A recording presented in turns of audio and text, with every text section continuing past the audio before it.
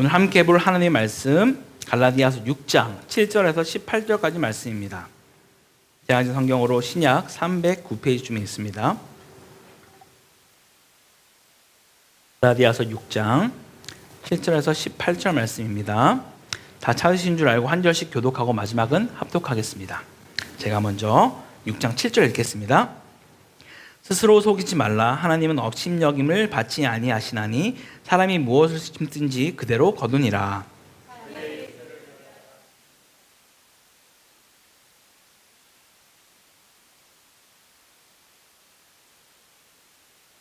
우리가 선을 행하되 낙심하지 말지니 포기하지 아니하면 때가 이름에 거두리라.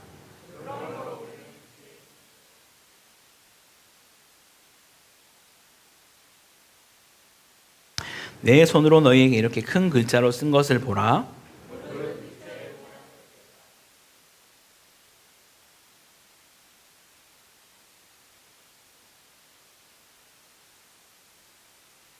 할례를 받은 그들이라도 스스로 율법은 지키지 아니하고 너희에게 할례를 받게 하려 하는 것은 그들이 너희의 육체로 자랑하려 함이라.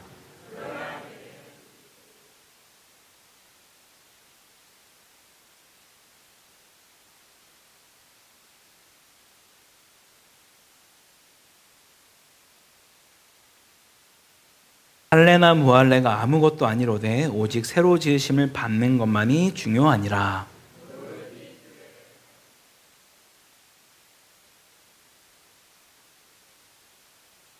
이후로는 누구든지 나를 괴롭게 하지 말라. 내가 내 몸에 예수의 흔적을 지니고 있노라. 함께 읽겠습니다.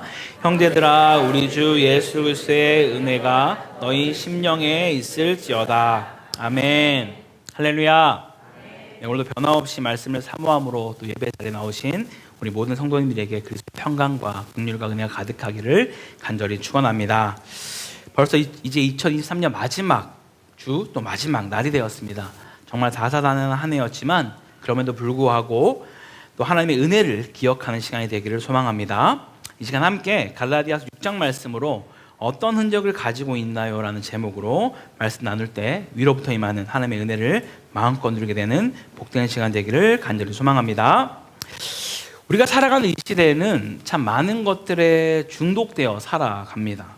그 중에 우리가 흔히 듣는 중독 중 하나가 카페인 중독을 우리가 많이 들어봤을 겁니다. 보통 카페인 중독이라 하면은 가장 먼저 쉽게 생각하는 거는 커피에 들어가는 카페인 중독을 떠올리기가 쉽습니다. 물론 카페인이 커피만 있는 것은 아니지만 일반적으로 우리가 커피를 많이 생각할 때가 많습니다. 그런데 이 카페인 중독이라는 이 말이 또 다른 의미로 새롭게 태어난 의미가 있습니다. 뭐냐 하면 바로 카페인 이 단어가 이 세 가지 단어가 합쳐진 단어입니다. 아마 조금 감이 오실지도 모르겠는데요. 요즘 워낙 인터넷이 발달한 시대라서 이것이 빠질래야 빠질 수 없습니다. 그것은 바로 소셜 네트워크죠. SNS에 대한 것입니다. 거기에서 먼저 카는 뭘까요? 카. 여러분이 늘 하시는 카카오톡. 네, 카카오톡. 카카오톡이 사실 카카오톡도 그냥 이건 SNS가 좀 다르지 않나라고 생각할 수 있지만 생각보다 많은 분들이 오픈 채팅방을 하시더라고요. 거기도 아주 많이 가입해서 거기에서 많은 그런 공유들을 하고 또 많이 교제들을 하는 것 같습니다. 물론 이전에 지금 사라졌지만 카카오 스토리 좀 장년층 분들이 좀 예전에 하셨던 것 같아요. 그죠? 카카오 스토리.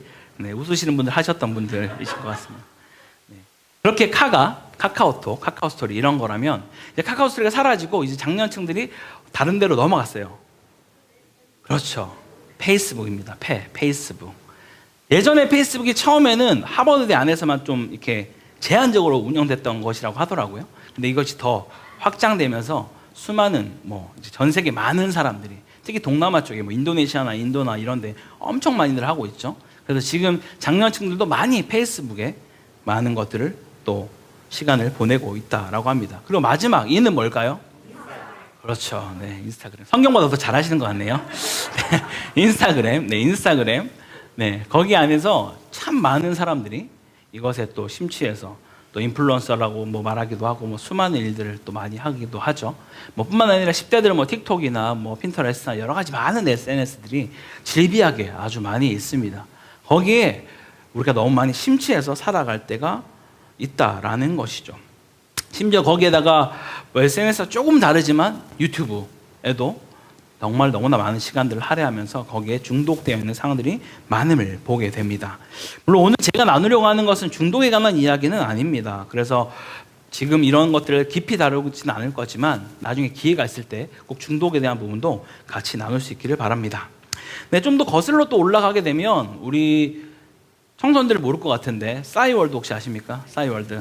네, 폐쇄됐지만 싸이월드, 뭐 미니미, 뭐 이런 거. 거기에 사실 우리가 많은 것들을 우리 흔적들을 막 남겨왔었을 겁니다. 뭐 일기를 쓰는 분들도 계셨을 거고 사진을 기록하고 앞에 뭐 미니미 룸도 꾸미시고 이러면서 자기만의 어떤 독특한 그런 색깔들을 거기에 남기는 일들을 했다라는 거죠.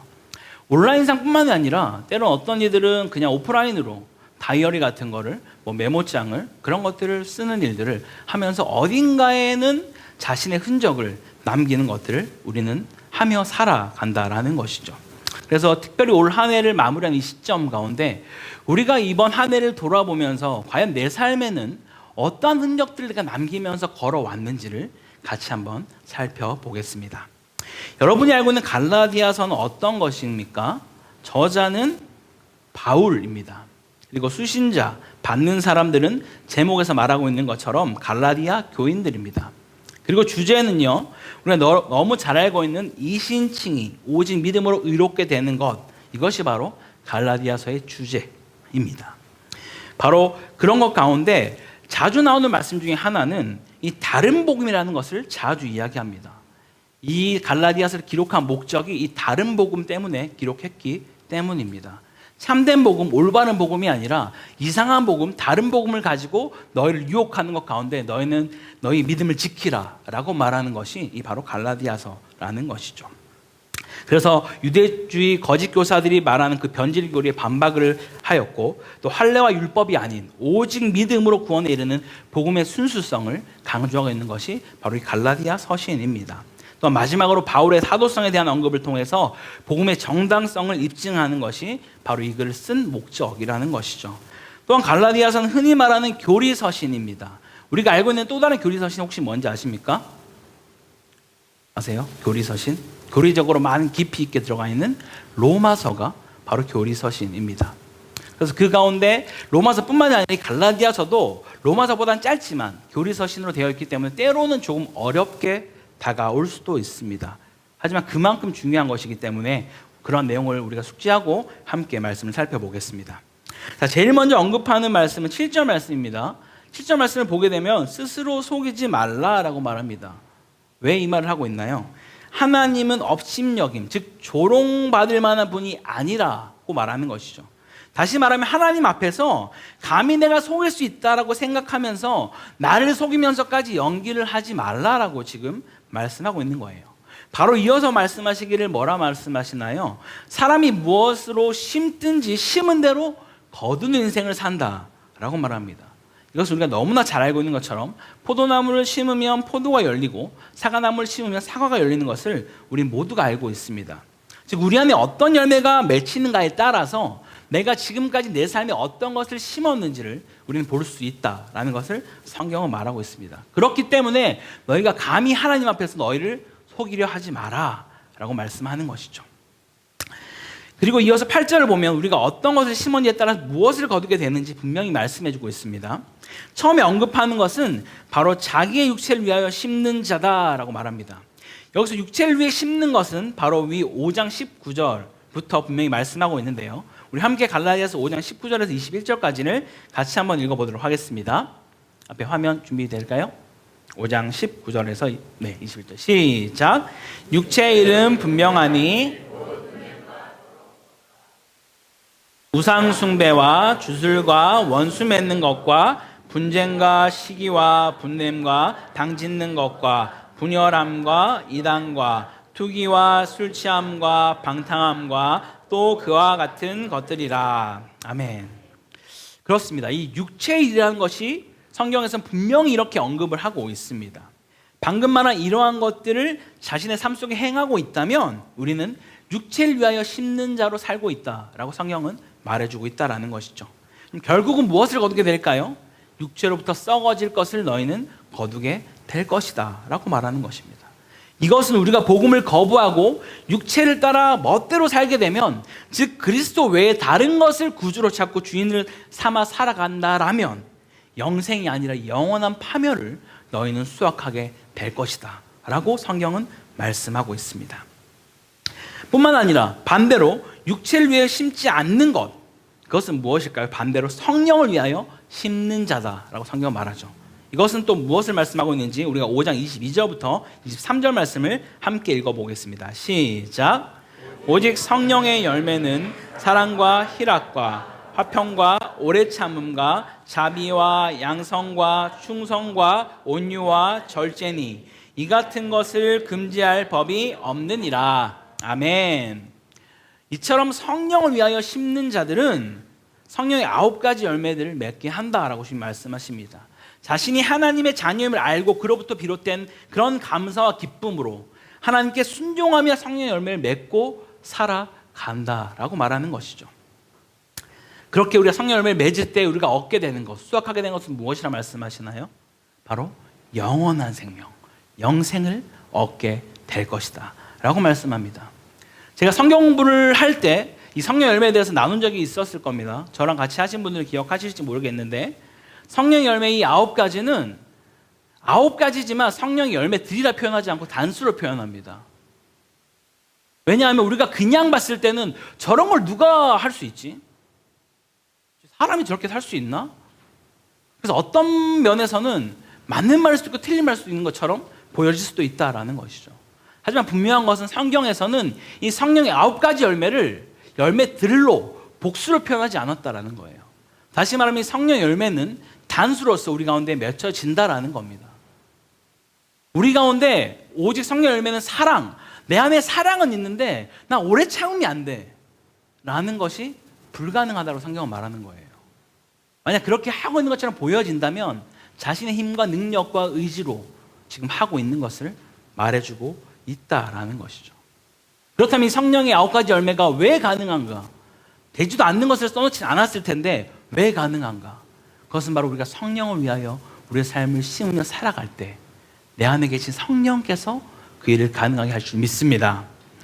그렇게 우리가 성령 충만에 대해서는 반드시 기억할 것은 우리가 성령 세례를 받는다라는 것은 우리가 예수를 믿을 때 일어나는 일입니다. 내 안에 성령이 거하시는 것, 성령 우리와 늘 함께 하십니다.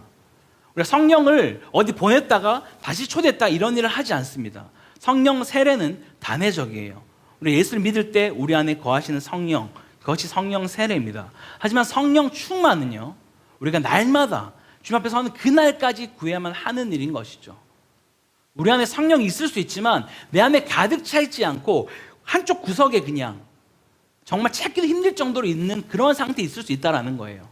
그러면 그것이 나를 지배하지 못하고 다른 가득 차 있는 그 어떤 것이 나를 지배하는 자로 살게 되겠죠. 그래서 성령 충만을 날마다 구하라고 주님은 말씀하고 있습니다. 그래서 우리가 말씀 가운데 잘하는 말씀, 너희가 술 취하지 말라 이는 방탕한 것이니, 분명히 그럼 그 다음에는 술 취하지 않는 것에 대해서 얘기를 해야 될 것 같은데 너희가 성령 충만함을 받으라 라고 말씀합니다. 왜요? 같은 성질이거든요. 술에 취하면 술이 우리를 지배합니다. 우리를 끌고 가요. 우리의 삶을, 내 정신을, 나의 모든 것들을. 성령에 취하게 되면 성령이 내 삶을 이끌고 갈 줄 믿습니다. 그렇게 우리가 성령 열매를 맺게 되는 그러한 삶을 살기를 간절히 소망합니다. 그렇게 우리가 주의 말씀을 붙들고 살아가며 나아갈 때 우리가 또 기억해야 될 한 가지는 바로 오늘 6장 9절에 이렇게 말씀합니다. 함께 같이 6장 9절 읽어보겠습니다. 시작. 우리가 선을 행하되 낙심하지 말지니 포기하지 아니하면 때가 이름에 거두리라. 아멘. 그렇습니다. 우리가 주의 말씀을 붙들고 살아갈 때 우리는 선을 행해야만 한다라고 성경은 말하죠. 날마다 선을 행해야 하는데 낙심하지 말고 포기하지 말라고 말합니다. 사실 우리가 무엇을 심을 때 바로 뭔가를 수확하는 것이 아닙니다. 분명히 심고 그렇게 열매 맺을 때까지 기다리는 시간이 우리 안에 있다라는 거예요. 다시 말하면 우리가 주님을 기쁘시게 해드리기 위해서 성령을 위해 심는 자가 되려고 선을 행할 때 그 선행이 아무것도 아닌 것처럼 느껴지고 마치 나만 바보처럼 멍청하게 사는 것처럼 보여진다 할지라도 낙심하지 말고 때를 기다리라고 말씀하고 있는 것이죠. 포기하지 말라라고 주님이 말씀하십니다. 결국 때가 되면 성령께서 그 열매와 유익을 우리의 삶 가운데 나타나시겠다라고 말씀하는 것이죠. 할렐루야. 어쩌면 우리가 받는 것에 너무 익숙해져 있을 수 있습니다. 하나님의 은혜와 영광을 충분히 누리기 원하지만 주님이 가신 그 십자가의 길을 따라가지 않으려고 할 때가 많이 있다라는 것이죠. 그럴 때는 우리는 결코 주님이 누리신 그 영광을 함께 누릴 수 없다라는 것을 우리는 기억해야 합니다. 우리들이 행하는 그 작은 선행, 하나님 위해 살고자 하는 그 순종의 몸부림조차도 결코 헛되지 않을 것이기 때문입니다. 주님은 우리의 그 어떤 작은 신음조차도 응답하시며 우리에게 말씀하시는 분이라는 것을 믿으시기 바랍니다. 그럼 좀 더 나아가서 이 선을 행하는 것이 무엇일까요? 이어서 10절 말씀을 함께 보게 되면 분명하게 말씀합니다. 10절을 같이 읽어보겠습니다. 시작. 그러므로 우리는 더욱 믿음의 가정들에게 할지니라. 아멘. 어떻게 하는 것이 선을 행하는 것인가? 기회에 있는 대로 모든 이에게 착한 일을 하되 더욱 믿음의 가정들에게 하라라고 말합니다. 이것이 바로 우리가 살아가야 할 그리스도인의 삶의 모습이다라는 것을 말해주고 있는 것이죠. 어떤 만남도 프로그램도 심지어 회심도 아닌 옆에 있는 그 이웃에게, 동료에게, 그 친구에게, 우리 가족에게 선을 행하는 것, 그들에게 최선을 다하는 것이 그리스도인이 살아야 될 삶의 모습 중에 하나이다라고 지금 말씀하고 있는 것이죠. 특히 여기서 언급한 행하다라는 것은 사랑을 따라 사람들에게 필요한 것을 줘야 한다라고 말하는 것입니다. 지난주도 말했지만 우리가 입술로만 사랑한다라고 말하는 것이 아니라 행함으로 사랑하는 것이 필요하다라는 것이죠.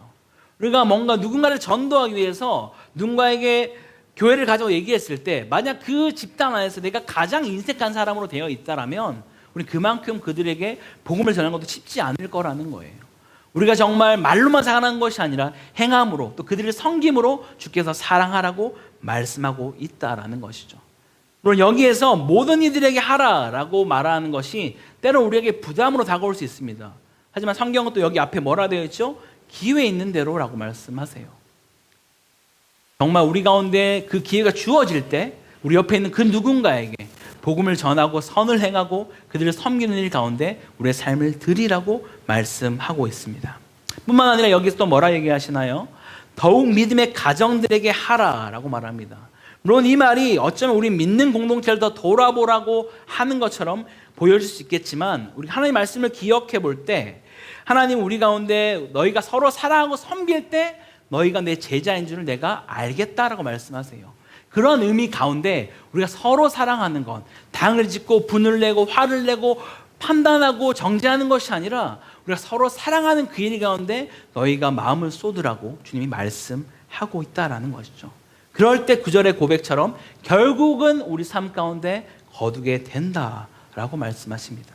모든 이들을 위해 선을 행하며 성령을 위해 심는 삶을 시작하는 우리 모두가 되기를 간절히 소망합니다. 이제 11절로 넘어가면요, 바울이 직접 이 편지를 쓴 것에 대해서 언급을 합니다.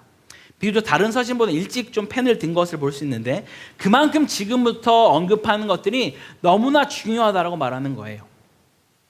자, 먼저 말하는 것은 거짓 교사들이 추구하며 이방인 신자에게 요구하는 것이 바로 육체의 모습이라는 것을 말해주고 있습니다. 그들에게 있어서 구원의 조건이 이신칭이 오직 믿음으로 되는 것이 아니라 너희가 할례를 받아야만 구원을 얻을 수 있다라고 말하는 것이죠. 너희에게 그리스도의 은혜와 십자가 외에 이 할례가 있어야지만 너희는 구원을 받을 수 있다라고 이 거짓 교사들이 말을 하고 있다라는 것입니다. 심지어 자신조차도 율법을 지키지 못하면서 이방인 신자들에게 육체를 자랑하라고 그들이 말하고 있다라는 거예요. 이들이 추구한 것은 주님이 아니라 바로 인정이었고 십자가로 인해 오는 그런 박해를 모면하려 했고 세상에서는 그런 주는 영예와 특권을 영광을 얻기 위해서 그렇게 몸부림치며 살아갔던 자들이 바로 이들의 모습이었다라는 것입니다. 또한 이들은 세상의 그 인정과 외모에 아주 연연하며 살아갑니다. 그래서 그들은 내적 변화가 아닌 외적 변화에만 신경을 쓰는 자들로 살아간다라는 거예요.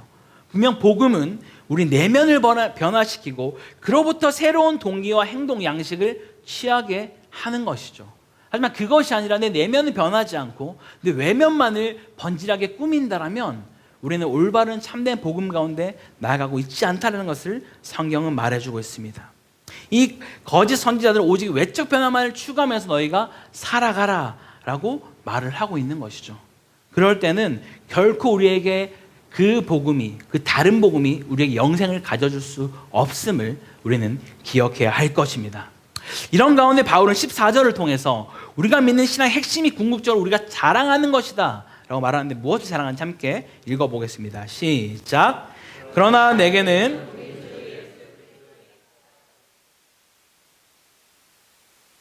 그리스도로 말미암아 세상이 나를 대하여 십자가에 못 박히고 내가 또한 세상에 대하여 그러하니라. 아멘. 예수 믿는 우리에게 자랑할 수 있는 것이 무엇입니까? 우리의 믿음입니까? 우리의 은사입니까? 아니면 우리의 직분? 우리의 연수일까요? 아니요, 오직 우리가 자랑할 수 있는 것은 우리 주 예수 그리스도의 십자가 외에는 결코 자랑할 것이 없는 줄 믿습니다. 여러분, 그리스도 십자가 외에는 정말 자랑할 것이 없으십니까? 우리가 자랑한다라는 것은 그것 때문에 즐겁고 의기양양하기 때문에, 그런 고결한 확신에 차기 때문에 우리는 자랑하는 것입니다. 그것이 우리 안에 다른 그 어떤 것이 아니라 십자가가 되어야 할 줄 믿습니다.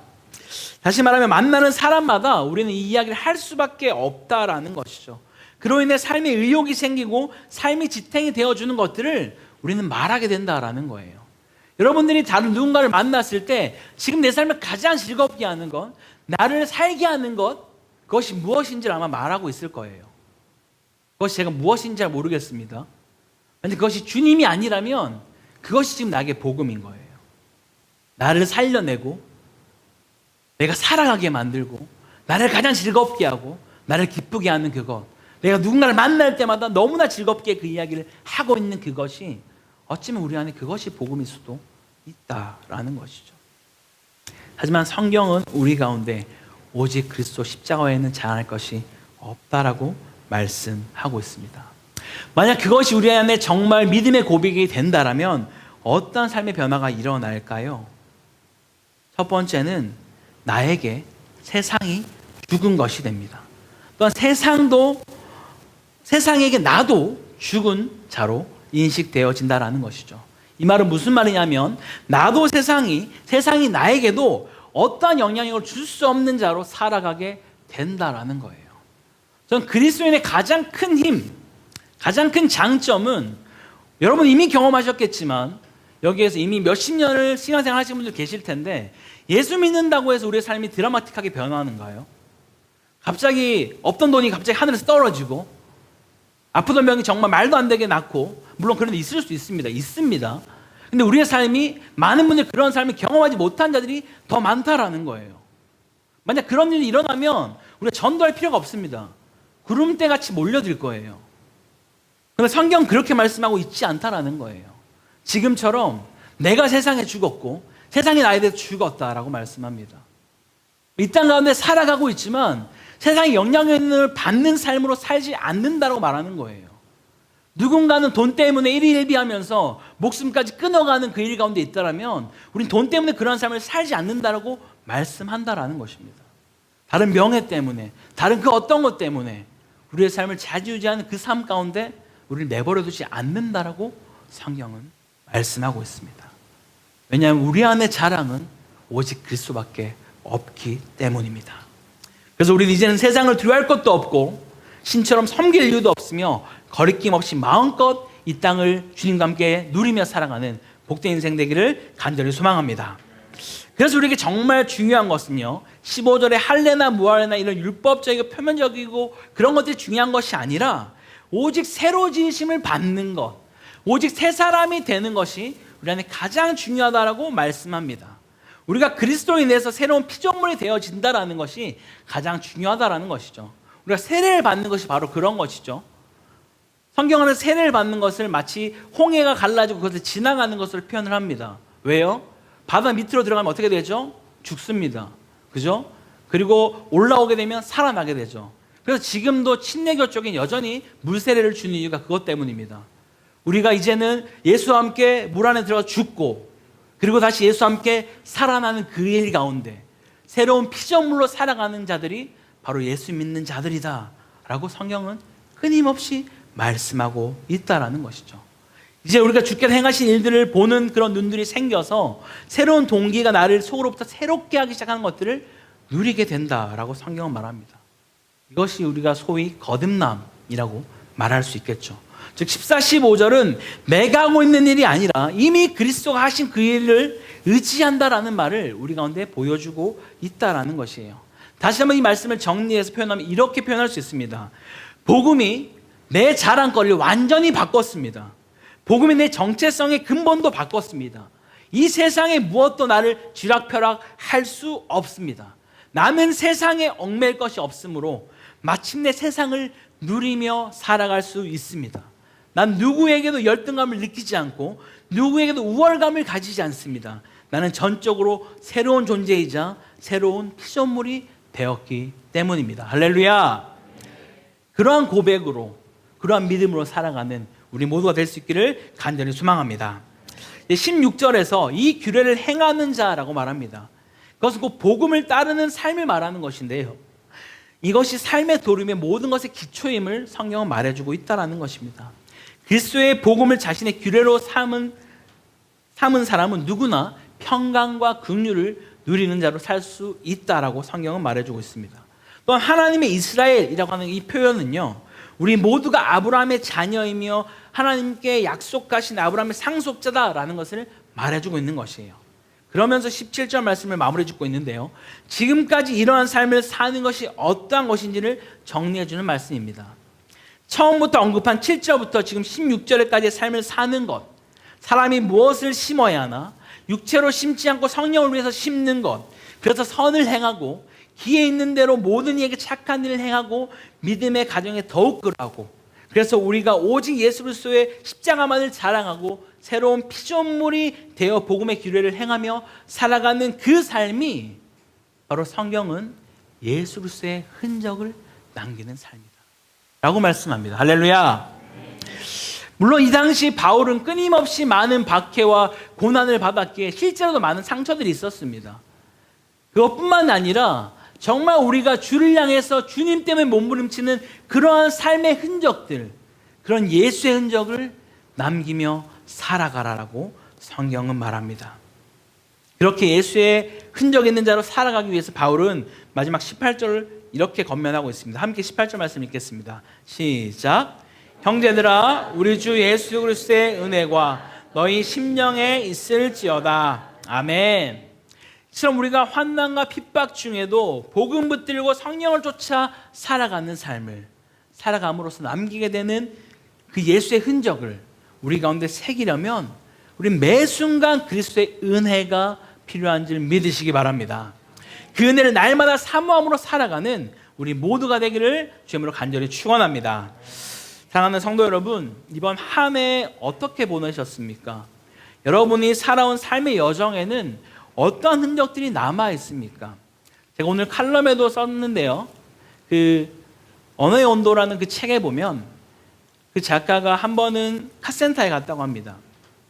그래서 바퀴를 가려고, 저희도 지금 타이어를 갈아야 되는데 바퀴를 가려고 딱 갔을 때 그 직원이 이 바퀴를 봤더니 이분은 이러한 분이네요 라고 얘기를 했다는 거예요. 성질이 좀 급하시고 뭐 어떻게 하고 이런 것들을 하는 분이신 것 같습니다. 그래서 그 작가가 바퀴를 보고 그런 것도 알 수 있나요? 물론이죠. 왜냐하면 그 모든 흔적들이 바퀴에 다 남아있거든요. 급발진을 하거나 급정지를 하거나 급출발하는 그 모든 것들이 이 바퀴에 남아있습니다 라고 말을 했다라고 합니다. 마치 우리의 삶은 그러한 것과 같다라는 거예요. 우리가 한 해를 살아오면서 내가 어떤 것에 마음을 쏟았고 내가 어떤 것에 내 시간을 쏟으며 재정을 쏟으며 살아왔던 그 모든 삶의 흔적들이 마치 바퀴의 흔적처럼 남아있다라는 겁니다. 성경은 우리 가운데 그러한 흔적들이 여러분의 삶에 예수의 흔적으로 남아지기를 소망한다 라고 말씀하는 것이죠. 설령 지금까지 삶을 돌아볼 때 그런 삶을 살지 못했다면 이제라도, 지금부터라도 우리의 삶에 그런 예수의 흔적을 남길 수 있기를 바랍니다. 그래서 우리가 오직 그리스도의 십자가만을 자랑하는 그 삶을 살아갈 때 우리는 새로운 피조물이 될 것이며 주께서 우리에게 반드시 평강과 긍휼을 베푸시는 그 은혜 자리에 있게 하실 줄 믿으시기 바랍니다. 그러한 삶의 모든 순간 가운데 그 주님의 은혜를 누리며 살아가는 우리 모두가 되기를 간절히 축원합니다. 우리 함께 같이 기도하겠습니다. 하나님 아버지, 우리가 정말 올 한 해 하나님의 은혜로 지나왔음을 또 바라보게 됩니다. 지금 때로는 내가 정말 주님이 아닌 다른 그것에 내 마음을 쏟아내고 내 시간을, 내 물질을 이렇게 쏟아내서 내 삶의 흔적이 예수님의 흔적보다는 세상의 흔적이 더 많은 것을 때로는 보게 됩니다. 주님, 그런 삶으로 살아왔다면 이 시간 회개케 하시고 이제는 그 삶으로부터 돌이켜서 이제는 내 삶 가운데, 우리의 삶 가운데 예수의 흔적을 남기며 살아가는 복된 인생들로 우리 붙들어 달라고 우리 주님 앞에 함께 기도하겠습니다. 기도합니다. 사랑하는 풍성하신 하나님 아버지, 감사합니다. 아버지, 이 시간 우리 가운데 정말 이 한 해의 삶을 돌아볼 때 하나님의 은혜 없이는 살아갈 수 없었음을 고백합니다. 하지만 때로는 우리가 그 은혜를 망각한 채로 내 마음과 내 뜻과 내가 하고 싶은 대로 아버지 그렇게 우리의 삶을 살아냄으로써 예수 그리스도의 흔적이 아니라 세상의 흔적이 우리 삶 가운데 남겨졌음을 볼 때가 있습니다. 주님, 정말 그런 삶으로 살아왔다면 이제는 그 삶으로 돌이켜서 새로운 피조물로 주님 살아가게 하여 주시고 정말 우리의 인생 가운데 예수의 흔적만을 남기며 살아갈 수 있는 복된 인생으로 인도하여 주시옵소서. 그래서 우리의 삶 가운데 자랑이 오직 그리스도의 십자가만이 되게 하여 주시고 그러한 삶을 살아갈 때 새로운 피조물로 주님이 베푸시는 은혜와 긍휼을 누리며 살아가는 복된 인생으로 우리를 인도하여 주시옵소서. 다시 한번 우리의 삶을 주님 손에 온전히 맡겨드리오니 주여 다스려 주시고 통치하여 주셔서 하나님 아버지의 마음을 기쁘게 드리고 시원케 드리는 그런 복된 인생들로 우리의 삶을 붙드시고 인도하여 주시옵소서. 주님 그렇게 좀 찬양합니다. 아버지 통치하여 역사하시고 인도하여 주시옵소서.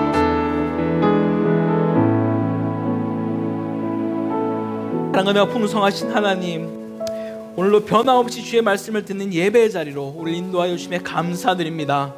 함께 나눈 갈라디아서 말씀처럼 우리가 올 한 해를 돌아보며 무엇을 심었고 무엇을 자랑했으며 어떤 흔적이 남았는지를 보기 원합니다.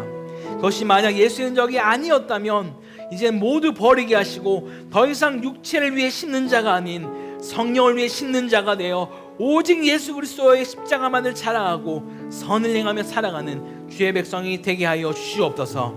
결코 주님의 은혜 없이는 어떤 것도 할 수 없사오니 매 순간 우리 심령에 은혜의 담비를 내려 주시옵소서. 그래서 다가온 2024년에는 오직 예수의 흔적만을 남기며 살아가는 복된 인생들로 날마다 인도하여 주시옵소서. 이 모든 말씀 살아계신 주 예수 그리스도의 이름으로 기도드립니다. 아멘.